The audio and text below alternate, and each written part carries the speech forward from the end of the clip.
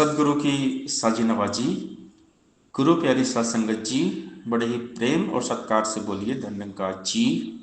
प्यारी साध संगत जी, आज का टॉपिक है माया जीना दुश्वार कर देती है। माया अगर मन में घर कर गई तो सुकून चला जाता है और टेंशन बढ़ जाता है। आदमी डिप्रेशन का शिकार हो जाता है। माया मन में ना आने पाए, इसलिए निरंकार के साथ मजबूती के साथ में जुड़े रहना चाहिए। मन में केवल और केवल निरंकार होना चाहिए। माया मरी ना मन मरा, मर मर गए शरीर, आशा तृष्णा ना मरी, कह गए दास कबीर। ये माया पाप की जड़ है। जब तक हम निरंकार के साथ नहीं जुड़ते, ये माया जहर का काम करती है। प्रभु निरंकार से जुड़कर माया अमृत बन जाती है। माया मोह के आकर्षण में जो मन आसक्त हो जाता है, उसका जीना दुश्वार हो जाता है। टेंशन डिप्रेशन में पूरा जीवन गुजरता है। एक पल भी चैन आराम नहीं मिलता। जिस मन में निरंकार बसा है वो मन मंजिल पाएगा। जिस मन में संसार बसा है वो मन ठोकर खाएगा। किश्ती पानी में रहे तो मिलता उसे किनारा है। किश्ती में पानी आए तो खतरे का इशारा है। चाह अगर है भव सागर से जीवन नया पार हो, रहना इस संसार में लेकिन मन में ना संसार हो। जैसे जल में कमल जहाँ में जो ऐसे रह पाता है, कह हरदेव वही जन जग में जीवन सफल बनाता है। भक्त का जीवन कमल के फूल की तरह निर्लेप रहता है।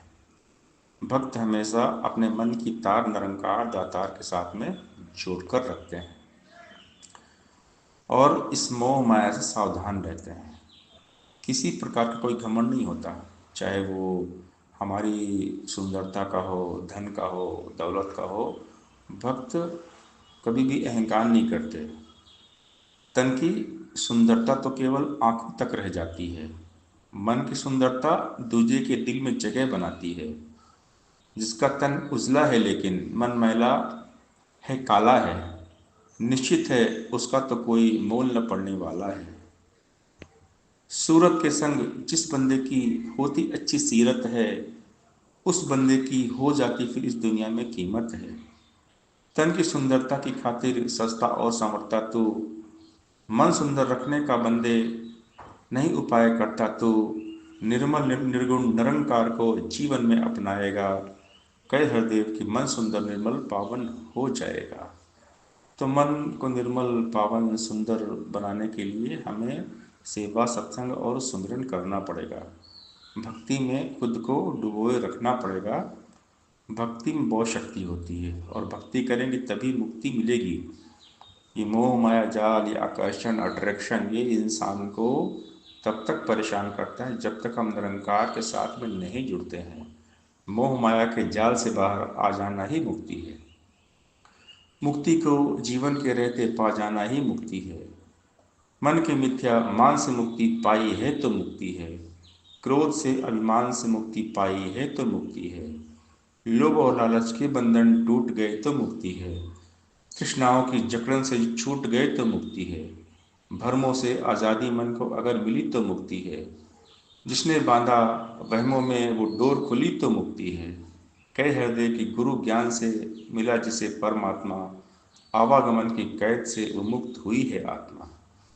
तो सतगुरु के चरणों में जाना पड़ेगा, परमात्मा को जानना पड़ेगा, ब्रह्म ज्ञान लेना पड़ेगा। और जब तक ब्रह्म ज्ञान होगा नहीं तब तक मुक्ति मिलती नहीं है।